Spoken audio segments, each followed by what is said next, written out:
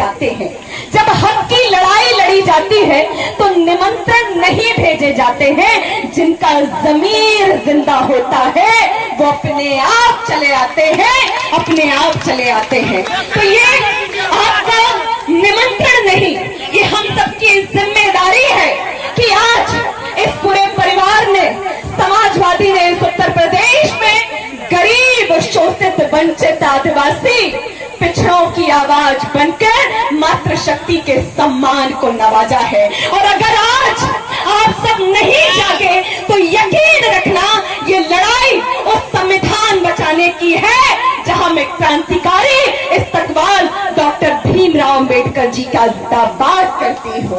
और आज अगर हम उसको नहीं बचा पाए, ये वही भारतीय जनता पार्टी, और आज कल मोदी जी की सभा हुई थी, मैं आज इसी प्रांगण से उनको चेतावनी देती हूँ। और उन्होंने एक चैलेंज समाजवादी और इंडिया गठबंधन के और आजमगढ़ के मेरे एक एक परिवार पे सवाल खड़ा किया है। मैं इनको याद दिला देना चाहती हूँ कि मध्य प्रदेश में मुख्यमंत्री रहे शिवराज सिंह चौहान ने कहा था कि मुझे कोई हरा नहीं सकता, अगर कोई माई का लाल हो तो मेरे सामने आए। और कल यही वक्तव्य प्रधानमंत्री नरेंद्र मोदी ने दिया है कि अगर आजमगढ़ में कोई माई का लाल जन्मा हो तो मेरी कुरीतियों को मिटाने का काम करे।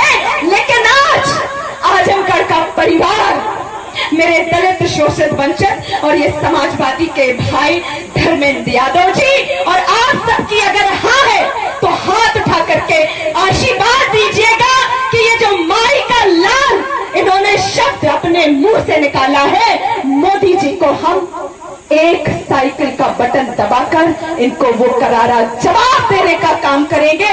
और जो आजमगढ़ की धरती को बदनाम करता है, ये आरोप लगाते हैं कि समाजवाद में यहाँ मुसलमान, अल्पसंख्यक, दलित, वंचितों को आपस में लड़ाने का यहाँ आतंकवाद को जन्मा है। तो अगर मेरे माई बाप, अगर आप में अभिमान है और सम्मान बचा है तो एक बार प्रधानमंत्री जिन्हें आपने 2014 में बिठाया, जरा उनसे पूछिएगा कि जिस गुजरात में आप जन्मे और पनपे हैं उसे आपने दंगों से छोड़ दिया था क्या?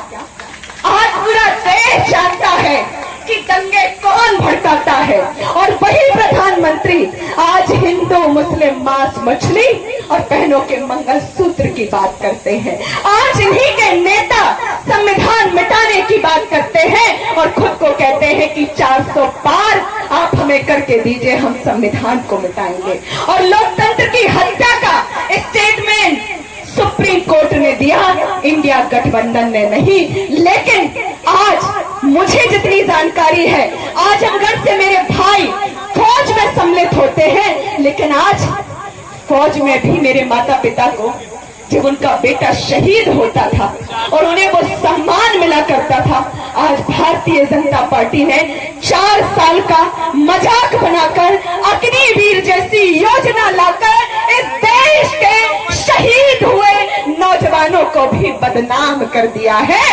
ये भारतीय जनता पार्टी का चरित्र है। और मेरी मातृशक्ति बैठी है, इंडिया गठबंधन देखिए महिला न्याय की बात करता है और उस महिला न्याय में एक गरीब परिवार की बहन को हम 8,500 रुपए देने का काम करेंगे और बहन के खाते में 1 लाख रुपए आपके खाते में पहुंचेगा। और मैं याद दिलाना चाहूंगी, चूंकि समय की प्रतिबद्धता है, कि याद रखना चाहिए उत्तर प्रदेश की ये वही भारतीय जनता पार्टी है जिसमें हाथरस की बेटी के साथ बलात्कार होता है। वही किसान इस उत्तर प्रदेश का जिसमें भारतीय जनता पार्टी के मंत्री के बेटा टॉनी किसान पर गाड़ी चलाकर उससे कुचल देते हैं, रौंद देते हैं और ये भारतीय जनता पार्टी का सत्ताधारी सिंहासन मौन रहता है। और आज इसी तरीके से लगातार अत्याचार बढ़ रहा है। और 2 लाइन में मैं खत्म करूंगी कि देश की स्थिति, कि देश मेरा जल रहा है, आग लगी है सीने में, देश मेरा जल रहा है, आग लगी है सीने में, भाजपा सरकार व्यस्त है खून गरीब का पीने में, खून गरीब का पीने में। राम मंदिर या बाबरी का पक्ष नहीं मैं लाई हूँ, राम मंदिर या बाबरी का पक्ष नहीं मैं लाई हूँ। घायल देश उत्तर प्रदेश चीख रहा है, मैं चीख सुनाने आई हूँ। मेरे माता पिता और मेरे नौजवान भाई, आप सब बेरोजगारी से, पेपर लीक से और हम सब परेशान हैं। आज अगर हम नहीं जाके और समाजवाद और इंडिया गठबंधन में सब खड़े नहीं हुए तो यकीन मानना ये प्रधानमंत्री वो है जो हमें डॉक्टर भीमराव अंबेडकर ने वोट देने का अधिकार दिया है, वो हमसे छीन लिया जाएगा और इन गरीबों को घुटने टेक कर भीख मांगने पर मजबूर कर देंगे और जय श्री राम के नारे लगाकर राम मंदिर के सामने कटोरा लेकर भीख मांगने पर मजबूर कर देंगे। यह है भारतीय जनता पार्टी का चरित्र। देखिए, राम और कृष्ण हमारे हृदय में बसते हैं, लेकिन आज दुर्भाग्य है